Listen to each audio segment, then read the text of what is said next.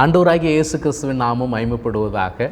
மறுபடியும் இந்த வீடியோவின் வழியாக உங்களை சந்திப்பதை குறித்து மிகுந்த மகிழ்ச்சி அடைகிறேன். தள்ளுபடி ஆகமங்களில் முதல் புத்தகமான தோபித்தை குறித்து நாம் பேசினோம். அதன் தொடர்ச்சியாக இன்றைக்கு தள்ளுபடி ஆகமங்களில் வரக்கூடிய இரண்டாவது புத்தகம் யூதித்தின் புத்தகம். இந்த யூதித்தின் புத்தகத்தை குறித்து இன்றைக்கு நாம் சுருக்கமாக பார்க்க போகிறோம்.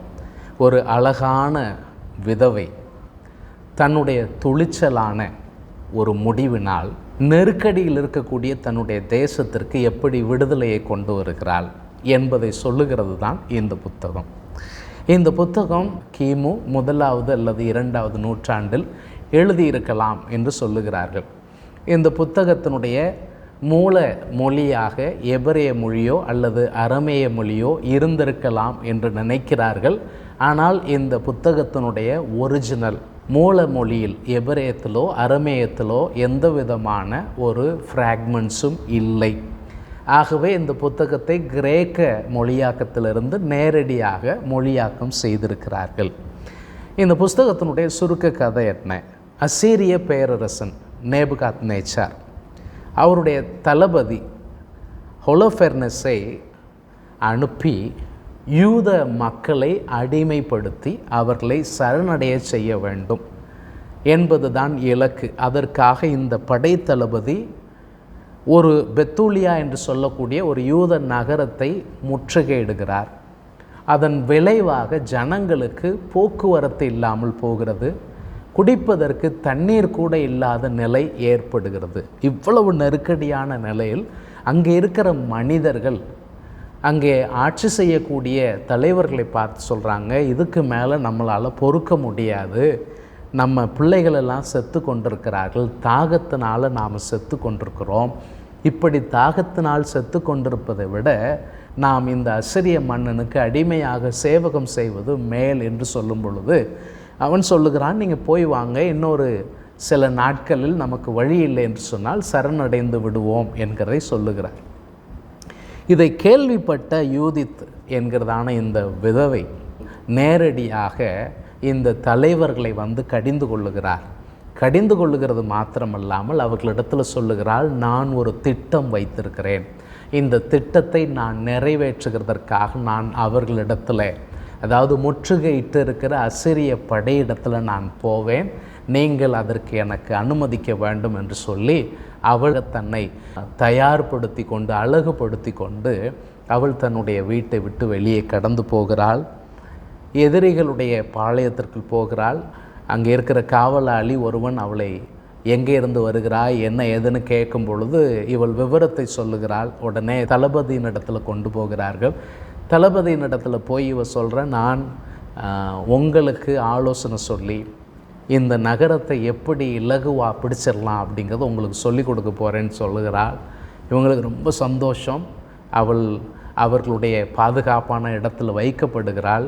1-2 நாட்கள் கழித்து ஹொலோஃபெர்னஸ் இவளை அடைய வேண்டும் என்று விரும்புகிறான். அப்படிப்பட்ட சூழல் வரும் பொழுது அவன் அதிகமாக குடித்து வெறித்து போதை உச்சிக்கு ஏறியதன் விளைவாக தன்னுடைய படுக்கையிலே அவன் படுத்து தூங்கி விடுகிறான், அயர்ந்து தூங்கி விடுகிறான். மற்ற எல்லாரும் அவரவர் இருக்கைக்கு போய் விடுகிறார்கள். அங்கே இருந்த யூதித் அந்த தளபதியினுடைய வாளையே எடுத்து இவனுடைய கழுத்தை அறுத்து ஒரு பைக்குள் போட்டு தன்னோடு வந்த பணிப்பெண்ணை அழைத்து கொண்டு அவர்கள் பெத்தூலியாவிற்கு செல்லுகிறார்கள். பெத்தூலியாவிற்கு சென்று இவ்விதமாக அவனை அழித்து ஒழித்து விட்டோம் என்கிற செய்தியை சொல்லி இவர்கள் யுத்தத்திற்கு கிளம்புகிறார்கள். அசீரிய படைகளோ தங்களுடைய தளபதி வெட்டுண்டு போனான் என்பதை அறிந்து அவர்கள் சிதறி போய் அழிக்கப்படுகிறார்கள். இந்த பெண் மிகப்பெரிய வெற்றிக்கு காரணமாய் அமைகிறாள். அந்த நகரம் மிகப்பெரிய சந்தோஷப்படுகிறது. இந்த பெண்ணுடைய உயரிய வாழ்வின் மேன்மைகள் எல்லாம் புகழ்ந்து இந்த புஸ்தகம் முடிவுக்கு வருகிறது. இப்போ இந்த புஸ்தகத்தில் இருக்கக்கூடிய மையமான கருத்துக்கள் அப்படின்னா, கடவுள் மேலே இருக்கக்கூடிய நம்பிக்கை, ரெண்டாவது இந்த பெண்களுடைய இந்த வீர தீரத்தன்மை, இது போன்ற விஷயங்கள் எல்லாம் சொல்லப்பட்டிருந்தாலும் இந்த புத்தகத்தினுடைய ஸ்டோரி லைன் எப்படி இருக்குன்னா, அந்த மக்கபேய புரட்சியின் காலத்தில் நடந்தது போன்ற ஒரு ஸ்டோரி லைனாக இந்த ஸ்டோரி லைன் இருக்கிறது அப்படிங்கிறத சொல்லலாம். ஆனால் இந்த புத்தகத்தில் மிகப்பெரிய வரலாற்று தவறுகள் இருக்கிறது. அது என்னென்னா, நேபுகாத் நேச்சார் என்கிறதான மன்னன் அசீரிய மன்னன் அல்ல, அவன் உண்மையிலே பாபிலோனிய மன்னன் என்பது வரலாறு தெரிந்தவர்களுக்கு தெரியும். கிமு 2வது 1வது நூற்றாண்டில் இந்த புத்தகம் எழுதப்பட்டிருக்குமானால் நிச்சயமாக அவர்களுக்கு இந்த சரித்திர காரியங்கள் தெரிந்திருக்க வேண்டும்.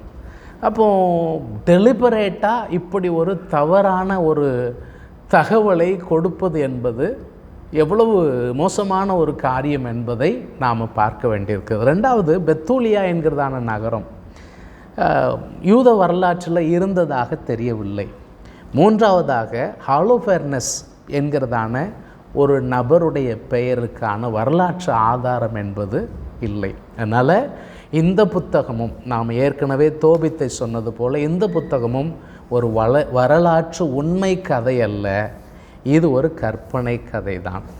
இப்போ இதை குறித்ததான அறிஞர்களுடைய கூற்று என்ன? யூதித்தின் புத்தகம் வரலாற்று நூல் அல்ல, இது கடவுள் தம் மக்களை எப்படி காப்பாற்றுகிறார் என்பதற்கான ஒரு ஆன்மீக ரீதியான ஓமை.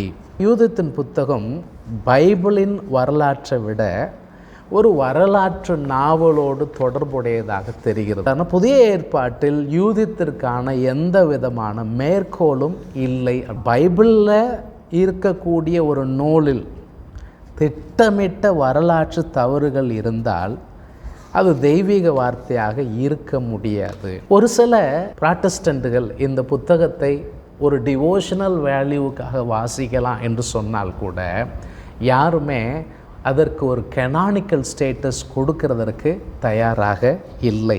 ஏனென்று சொன்னால் இந்த புத்தகத்தினுடைய கதை அப்படிப்பட்ட நிலையில் இருக்கிறது. அப்போ யூதத்தின் புத்தகத்தை ஒரு ஆன்மீக நோக்கத்திற்காக சாதாரணமாக வாசிக்கலாம் என்றாலும் இது பைபிளில் இருக்கக்கூடிய புனித நூல்கள் என்கிற தரத்திற்கு, அதிகாரம் உடையது என்கிற தரத்திற்கு இது உயர்த்தப்படக்கூடாது என்பது தான் நம்முடைய கருத்தாக இருக்கிறது. மறுபடியும் வேறொரு வீடியோவில் உங்களை சந்திக்கும் வரைக்கும் கர்த்தர் உங்களோடு இருந்து உங்களை ஆசீர்வதிப்பாராக. ஆமென்.